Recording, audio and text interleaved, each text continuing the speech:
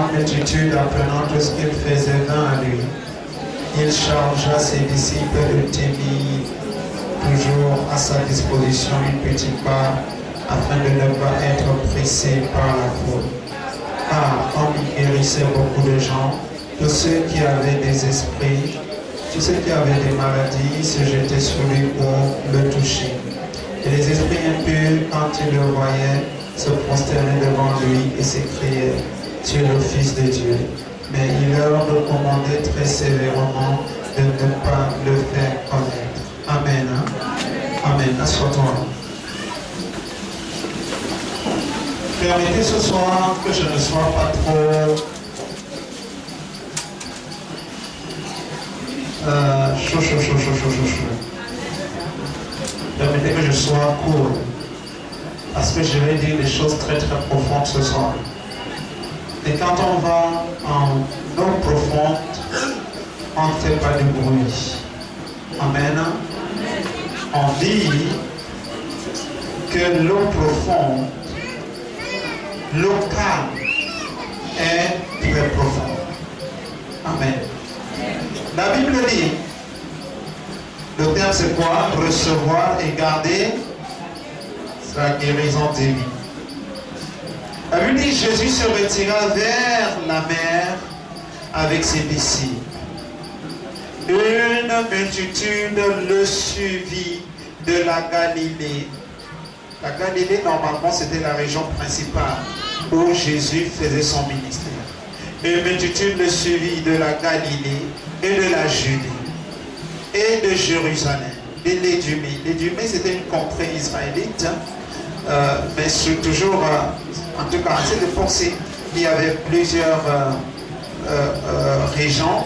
C'était toujours une contrée d'Israël, mais qui était sous un autre gouverneur. Et au-delà du Jourdain, et les environs de Tyr et de Sidon. Tyr et Sidon, nous en avons parlé ici, le premier jour, je pense, c'est un territoire païen. Et une grande multitude apprenant tout ce qu'il faisait vint à lui. Je relis le début. Jésus se retirait vers la mer avec ses disciples.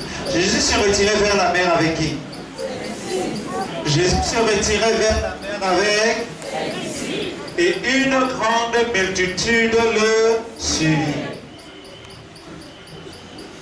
Jésus se retira vers la mer avec ses disciples et une grande multitude le suivit. Jésus, dans son programme ce jour-là, n'avait pas le plan de guérir qui que ce soit, de quoi que ce soit. Jésus voulait être tout simplement avec ses disciples.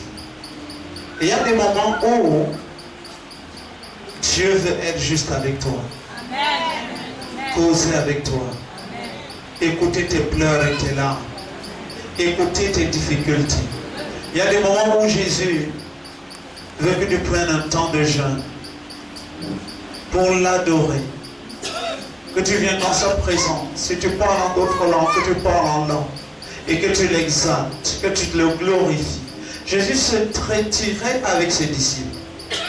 Et chaque fois, dans toute véritable église, de temps en temps, le leader se retire avec son équipe pour redéfinir la vision et pour prier. C'est ce que Jésus voulait faire, je pense. Mais quand il a décidé de se retirer, il y a une multitude. Chaque fois que la Bible parle de multitude, la Bible est en train de parler d'une foule instable. Ok? Amen. Est-ce qu'on est ensemble? Amen. Chaque fois que la Bible parle d'une multitude, la Bible parle d'une foule instable. Et une foule instable, c'est une foule qui n'a pas de but ni d'objectif.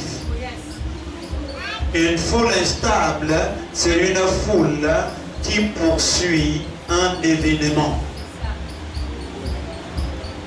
Est-ce qu'on se comprend? Amen. Si vous êtes dans l'événementiel c'est quoi? C'est les gens qui organisent les événements, mariages, concerts et tout, et qui font tout le décor. Quand vous êtes dans l'événementiel, vous rassemblez des foules. mais vous n'êtes amis de personne. Vous avez des stratégies pour faire des événements, des grandes affiches, des panneaux, des publicités, il y a tellement de choses. Donc, la foule, c'est les gens qui suivent des événements. Et ils suivent des événements pour en tirer quelque chose. Est-ce qu'on se comprend? Donc, il y a une distinction dans ce passage entre Jésus-Christ, les disciples et la foule. Est-ce qu'on se comprend? Jésus-Christ, les disciples et la foule. Chaque fois que quelqu'un décide de quitter la cité des rois, je sais qu'il n'était pas un disciple.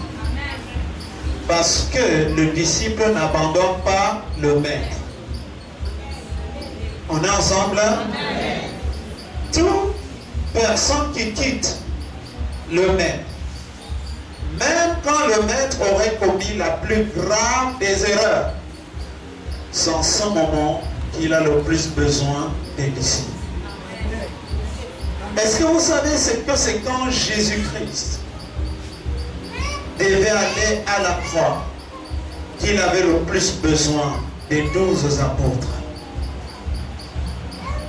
Mais lui-même dit, ce soir, le berger sera frappé et les brebis seront dispersées.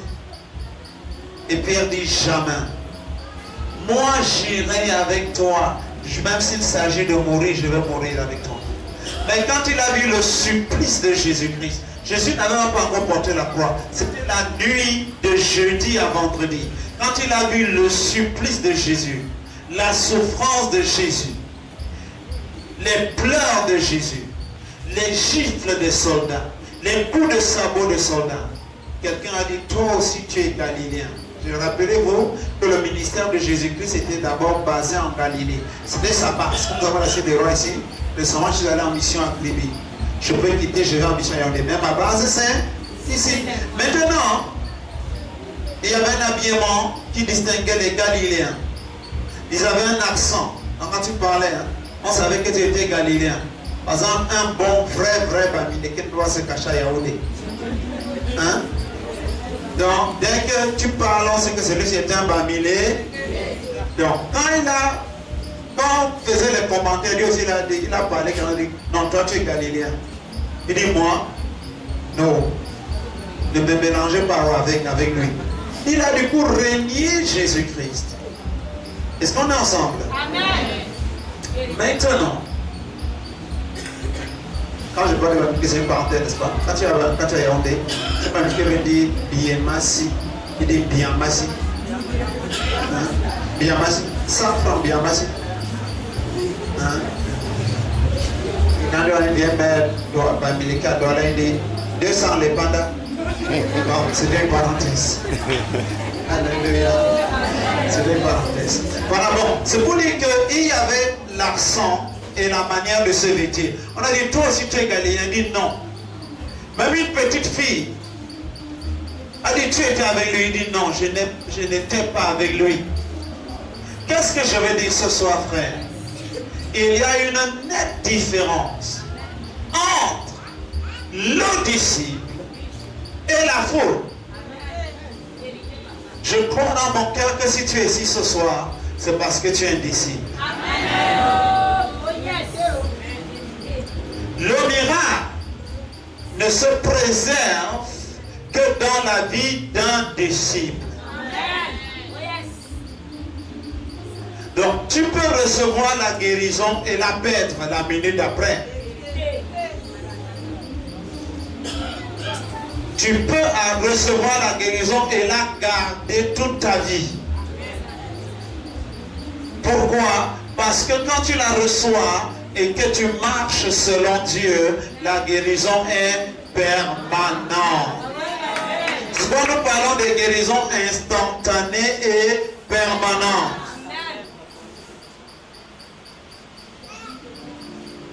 Le prophète dit Joshua, je l'aime. Peu importe ce que les gens disent de lui, ces gens-là, un jour, ils vont rendre compte à Dieu. S'il est bon ou s'il est mauvais, au moins je l'aime. Il prêche lui la parole de Dieu. Que les gens aient des critiques, qui est son père spirituel, qui est sa mère spirituelle, qui est son petit frère spirituel. Ça, c'est leurs histoires. Les Nigériens, ils sont jaloux. Ils sont jaloux de lui parce qu'on le voit partout dans le monde. Celui qui n'est pas le plus grand, n'a pas la plus grande église, qu'on ne va pas débrouiller, on ne va pas débrouiller les pauvres. Mais ce que je voudrais dire, c'est quoi?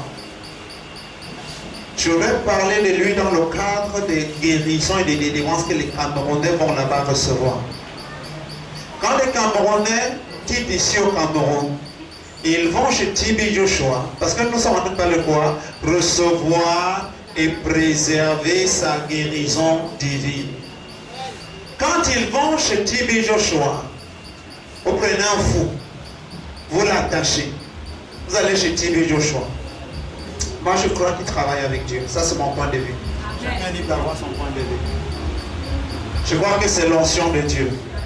Maintenant, il vous impose les mains. Le Saint-Esprit chasse la folie. N'est-ce pas? Le père qui a accompagné son enfant, la folie est partie. Maintenant, le père prend son enfant. Il prend le vol Camelco. Ils descendent à Douala. Paf, dépôt, allons chez la tante du village. On allait chez la tante du village. On dit, ah, voici Jean-Pierre. Quand on allait au Nigeria, Jean-Pierre c'est dans les chèques. Regardez Jean-Pierre, maintenant il est en costard. L'homme du Nigeria là est pimenté.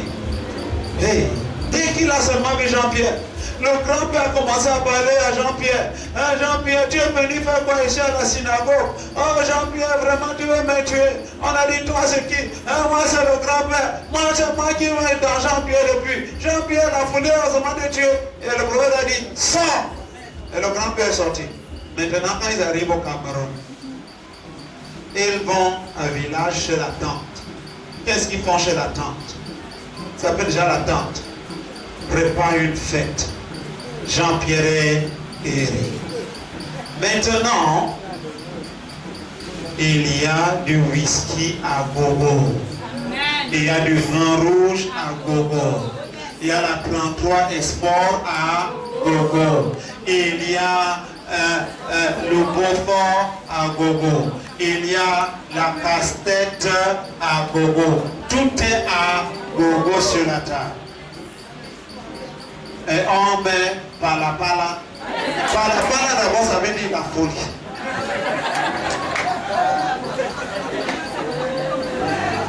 Jean-Pierre célèbre sa guérison. Où est-ce que Jean-Pierre célèbre sa guérison? Dans une église ou dans un milieu démoniaque? Il célèbre sa guérison dans un milieu démoniaque. Maintenant, Jean-Pierre prend du whisky et du vin rouge avec le dolé mélangé avec le riz. Et Jean-Pierre commence à vomir. Et le lendemain, Jean-Pierre commence à dire on dit Jean. Non, le type c'est un faux prophète. Pas question de faux prophète. Quand vous recevez votre guérison, vous devez la préserver. La Bible dit, le démon, quand il sort, il s'en va. Il s'en va, il est parti. La maison est nettoyée. Tout est propre. Alléluia. Amen. La maison est nettoyée. Tous les démons qu'on a Jésus ici là sont partis. Hein. Ils partent dans le monde. Chercher d'autres personnes à posséder. Mais n'oublie pas que le démon là qu'on a chassé là, c'était sa première habitation et son habitation préférée. Peut-être qu'il a habité en toi depuis 20 ans. Maintenant, on le chasse. Il avait déjà le confort en toi. Il connaissait à quelle heure te presser, à quelle heure te donner à manger, à quelle heure avoir des couches de nuit avec toi, à quelle heure. Donc, il se sentait, tu étais bien pour lui. Donc, quand il maîtrisait toute ta vie. Maintenant, quand on le chasse, il part. Parce qu'une force plus puissante est arrivée et c'est la force du Saint-Esprit. La force du Saint-Esprit le chasse et il s'en va. Quand il est parti, l'endroit est nettoyé et propre. L'endroit là est vide. L'endroit là doit être rempli par des valeurs spirituelles. Quelqu'un dit valeurs spirituelles. Valeurs spirituelles. Répète avec moi, valeurs spirituelles. Valeurs spirituelles. L'école de dimanche à 9h, tu viens à 10h30. Zéro valeur spirituelle. Parce que c'est là où ta foi est édifiée. Quand on parle du culte, c'est le culte de célébration. L'enseignement se fait de 9h à 10h. C'est en ce moment que ta vie est édifiée. C'est en ce moment que tu as de la nourriture. Il y a une femme qui m'a appelé, elle a dit, pasteur, est-ce que je peux avoir les passages de toute la semaine? Je dis que j'aime le dimanche, c'est chez le pasteur. Le passage pour cette semaine. Est-ce que tu peux chaque fois m'envoyer les passages pour toute la semaine? Le dimanche, on te donne la matière à manger pour toute la semaine. Maintenant, quand le démon part, l'endroit est vide. Le démon, même si on l'a chassé à Washington, il faut le retrouver à Bandrefan. Vous entendez dans l'endroit qu'on appelle Bandrefan?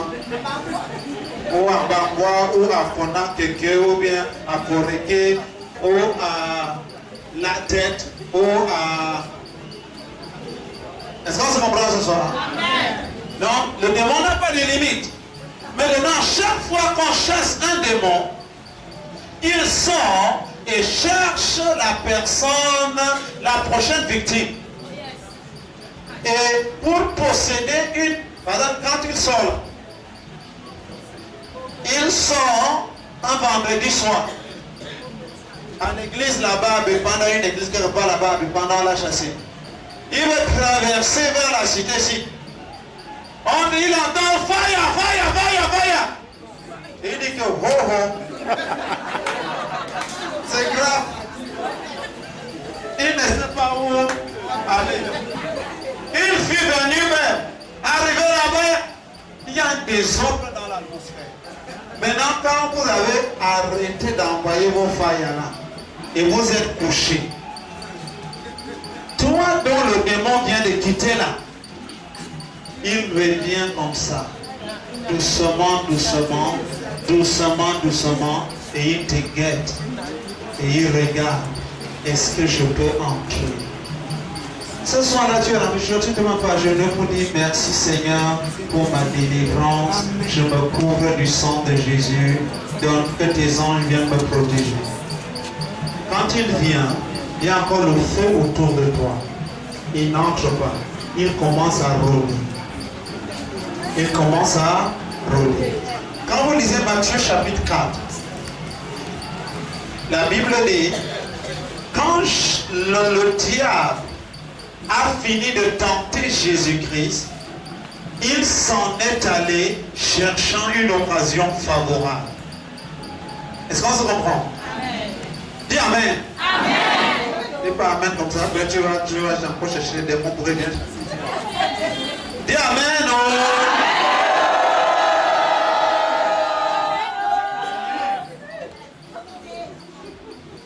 Donc, recevons. Maintenant, il part. Il veut toujours rentrer chez toi. Est-ce qu'on se comprend? Amen. Donc, la multitude cherche Jésus pour avoir la guérison, pour avoir la délivrance. La Bible dit dans le pardon, on dit quoi? La multitude suivait Jésus-Christ parce que la multitude avait appris les miracles qu'opérait Jésus-Christ. Comment il guérissait les malades et il chassait les démons. Maintenant, Jésus-Christ avait une retraite spirituelle avec son comité rapproché. Et ils sont venus gâter la retraite de Jésus-Christ parce que Jésus voulait enseigner. Comme je ne serais pas là, comme ça vous allez diriger l'église, comme ça vous allez. Maintenant, ils sont venus, ils ont gâté la réunion. Jésus, comme il était compatissant, il a dit, je ne peux pas laisser la multitude comme ça, il faut que je les guérisse. Il a commencé donc à les guérir et à chasser les démons. Sinon, c'est ce que nous avons fait mercredi, nous avons fait jeudi, nous avons fait vendredi. Chasser les démons, guérir les malades, nous avons vu les guérisons instantanées et spectaculaires. Mon petit me disait quand il montait sa canal 2, il disait, ah, C'est comme ça que le pasteur, là, quand il est ici, il est toujours calme. Il fait ses émissions, il rentre. Et je vais vous dire que je suis un chasseur de démons, c'est ma profession. Alléluia. Moi, je viens les émissions, je rentre chez moi. J'ai quoi faire avec. En ensemble d'ailleurs, s'il s'intéresse à ce que je fais, il vient vers moi. Alléluia. Donc maintenant, quand le démon part, il attend une occasion favorable. Et la multitude vient vers Jésus-Christ la plupart du temps pour chercher de quoi manger et non pour chercher celui qui donne à manger. La multitude vient vers Jésus-Christ pour recevoir quelque chose de Jésus-Christ et non pour aimer Jésus-Christ. Est-ce qu'on se comprend? Amen. Si vous aimez quelqu'un, vous n'allez pas seulement prendre ce qu'il a, mais vous allez lui donner ce que vous avez et vous allez en retour vous donner à la personne. Amen. Pour ceux ou celles qui sont mariés dans cette salle, votre mari attend beaucoup de choses de vous. Il rationne, il part. Mais il attend le soir en rentrant, la moindre des choses que ses habits sales soient lavés et que vous lui servez de la nourriture. Amen. C'est là que la nourriture physique. Même si l'autre vous allez refuser, il n'y a pas de problème. Vous lui servez quand même. Là maintenant, il voit ça, il mange. Et demain, il a de quoi porter pour sortir comme un homme marié. Donc, si vous attendez chaque jour que l'homme là en partant vous donne de l'argent, il rentre, il n'a pas de quoi manger, ses habits ne sont pas lavés, il n'a pas de quoi manger, ses habits ne sont pas lavés, et même toutes les autres nourritures vous lui. Finalement, l'homme là va dire que ça, ce n'est pas une femme. Et après, on va entendre divorce. On va dire divorce à cause de quoi? Parce que vous n'êtes pas une femme. Et c'est ça la multitude. Nous ne pouvons pas compter les temps de guérison que nous avons eu ici à la Cité des Rois. Mais où sont ces gens avec ces guérisons? Dans les bars, dans les boîtes de nuit, dans les snacks, dans les chicken parlors, dans tout genre de désordre. Et puis, après quelques temps, il revient dit, prophète, mon problème est revenu. Pourquoi il est revenu? À cause du désordre. Parce que je n'ai pas décidé de suivre le maître. Je voudrais vous dire, frères et sœurs, la Bible est claire. Vous imposerez les mains aux malades et les malades seront guéris.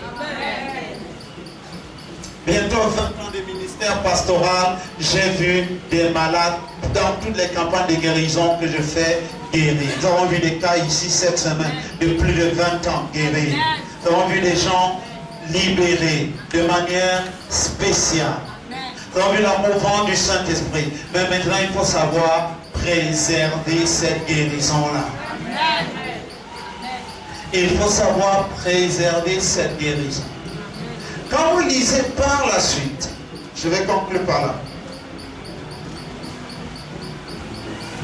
Nous sommes toujours dans Marc chapitre 3.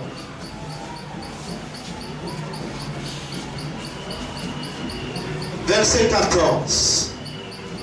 Il en choisit 12 pour les avoir avec lui et pour les envoyer prêcher. Lisons à partir du verset 13. Marc 3. Il monta ensuite sur la montagne. Parce que là, la foule là l'avait tellement dérangé qu'il a décidé de fuir. Pour aller sur la montagne. Comme beaucoup étaient malades, ils ne pouvaient pas grimper sur la montagne. Ils sont restés en bas de la montagne. Je me suis sur le protocole a dit, ne montez pas. Si vous montez, Jésus risque d'invoquer le feu sur vous. Il monta ensuite sur la montagne. Il appela ceux qu'il voulut. Et ils vinrent auprès de lui. Il en établit 12 pour les avoir avec lui et pour les envoyer prêcher. Il en établit 12, pourquoi?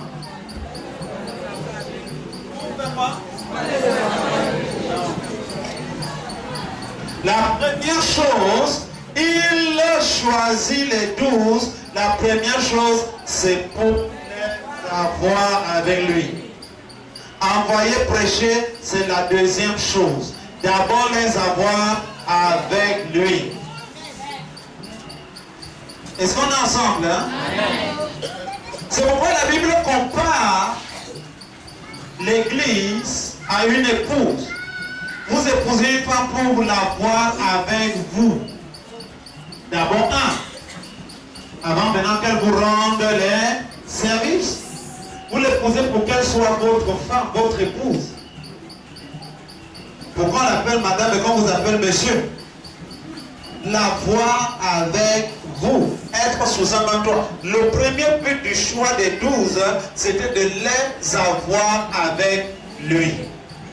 Parce qu'il a constaté dès le début de son ministère qu'il y avait une grande foule, mais qu'il n'y avait pas de disciples. Donc le soir, il se retrouvait seul. Tout le monde était parti. Donc dans la journée comme ça, waouh, 5000 personnes. On leur donne à manger, on leur donne à boire. Le soir, quand le type de Dieu rentre chez lui, il est seul. Encore qu'il est célibataire. Regarde comme ça. Même à manger, il n'y a pas.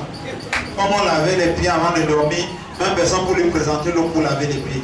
Alors il décide de choisir 12 pour les avoir avec lui. C'est pourquoi Jésus, quand il a guéri un certain homme, il lui a dit, va et ne pêche plus, de peur que quelque chose de pire ne t'arrive. La première chose pour laquelle Dieu te veut avec lui, ce n'est pas le miracle. C'est que tu sois avec lui. Dès que tu es avec lui, le miracle, je vous ai toujours dit, le miracle n'est pas un problème pour Dieu. Parce que Dieu n'est pas dans le règne, c'est-à-dire le règne du surnaturel pour l'homme, c'est le règne du naturel pour Dieu. Répète ça avec moi. Le surnaturel pour l'homme, c'est le naturel pour Dieu. Répète encore. Le surnaturel pour l'homme, c'est le naturel pour Dieu. Il y a des gens qui ne répètent pas. Le surnaturel pour l'homme, c'est le naturel pour Dieu. Ça veut dire quoi? Ce que tu trouves comme un miracle là, pour Dieu, c'est naturel. Alléluia. Est-ce que tu es ici? Tu as besoin d'un travail. Ce n'est pas un problème avec Dieu. Si tu veux être employé à la FGBFI Bank, à la CCA, à, je sais pas moi, à la Cameco, à la SNEC, ou bien c'est la Kamwata, ou à la Sonel, tu veux être cadre dans les... Dieu peut te donner ça. Le surnaturel pour l'homme, c'est le naturel pour Dieu. Maintenant, tout ce que Dieu te demande, c'est: veux-tu me suivre? Peux-tu faire un pas de plus avec moi? Veux-tu marcher avec moi? C'est pourquoi il a demandé à Jean, m'aimes-tu? C'était à Jean, n'est-ce pas? Ou à Pierre, oui, Pierre. M'aimes-tu? 3 fois. Parce qu'il savait qu'à un moment donné, la foi de Pierre allait trébucher. Donc le surnaturel, la guérison, la délivrance, le travail, la percée, les voyages, l'élévation, les terrains, les maisons, les voitures, tout ce que tu peux imaginer de bon, de meilleur sur cette terre, les voyages en business class, ce n'est pas un problème pour Dieu. Avoir même un jet privé, c'est le naturel pour Dieu. Maintenant, la Bible dit dans Chronique, Dieu cherche sur la terre. Dieu promène les regards sur toute la terre pour chercher ceux dont le cœur est entièrement à lui, afin de les bénir. Ça veut dire que si tu te consacres entièrement à Jésus-Christ, il y a le surnaturel va devenir ton ami. Alléluia. Alléluia. Alléluia. Alors, pour avoir son miracle, Alors pour avoir sa guérison, tu viens d'abord comme la foule, tu deviens disciple. Alléluia. Un disciple fait ce que son maître fait ou lui demande de faire. Jésus-Christ est le maître principal et il a établi ses serviteurs dans les églises. Les serviteurs sont des guides. Ils vous disent voici les instructions de la Bible. Vous appliquez ces instructions. Quand vous appliquez sincèrement ces instructions, ce qui est sûr, c'est que le Dieu de la Bible là, il a dit qu'il n'est pas un homme pour mentir, ni le Fils de l'homme pour se repentir. Ce qu'il a dit, il le fera.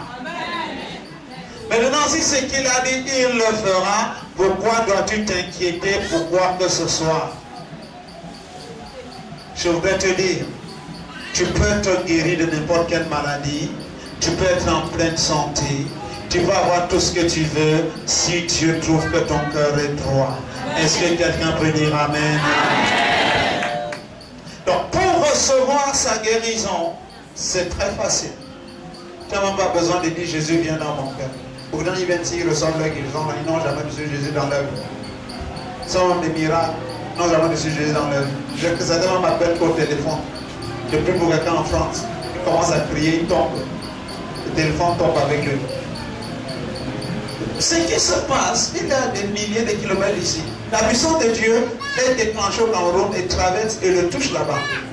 Mais le problème, il faut maintenant qu'il entre en contact avec Jésus-Christ par la parole de Dieu.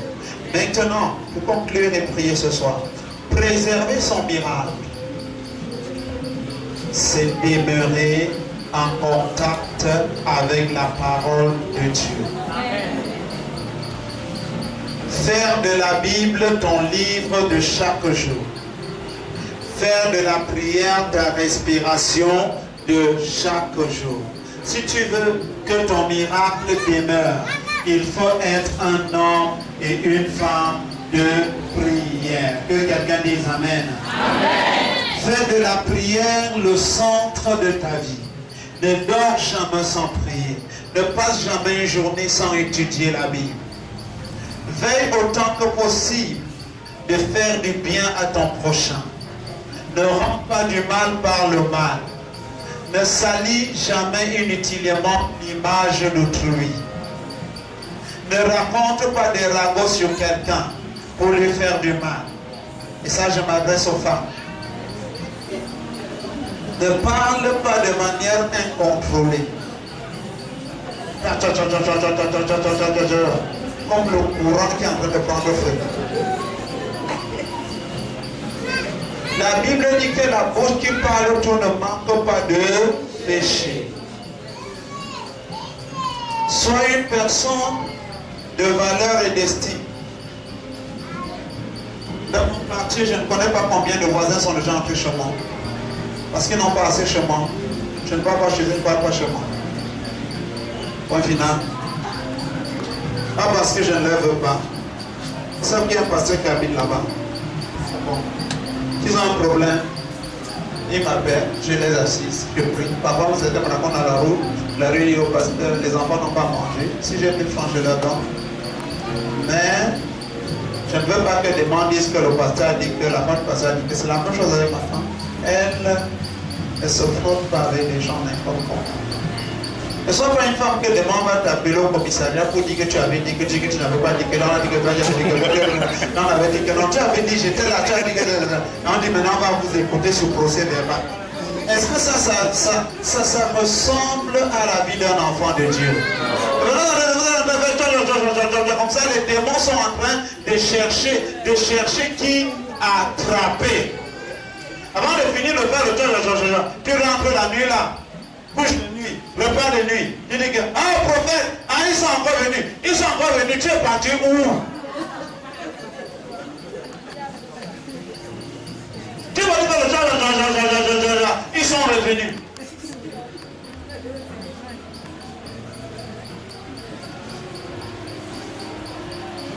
On prie pour toi. Tu n'es pas encore guéri. Tu vas voir ta voisine du quartier. Elle te dit qu'elle connaît un marabout. Tu es ici, dans la présence de celui qui a créé le ciel et la terre. Et qui a suscité un messager pour prier pour toi. Qui ne te demande pas de frais de consultation. Et qui est là presque toute la semaine. Qui peut te recevoir chaque jour. Pour t'imposer les mains. Le marabout n'a rien à te donner. Maintenant tu vas aller chez le marabout. On ne mélange pas l'onction avec l'eau. Si l'huile sainte que vous prenez, si l'on partez mélanger avec l'eau, il y aura des ordres. Il n'y a pas de relation entre la lumière et les ténèbres. Et la Bible dit, nul ne peut suivre deux maîtres à la fois. Si la maladie vient, si c'est que le marabout, que je parte rencontrer mon Jésus. Si c'est le marabout seul qui peut guérir ça, qu'on me laisse avec, je pars rencontrer mon Jésus, je reste avec lui. La Bible dit qu'il nous a donné le pouvoir de marcher sur les serpents, sur les scorpions et sur toute la puissance de l'ennemi et rien ne pourra nous nuire. Mais le problème c'est quoi? C'est que nous voulons des solutions tic au tac. Des solutions téléphone portable. Dès que je compose 001 Amérique, allô? Solution immédiate, Western Union.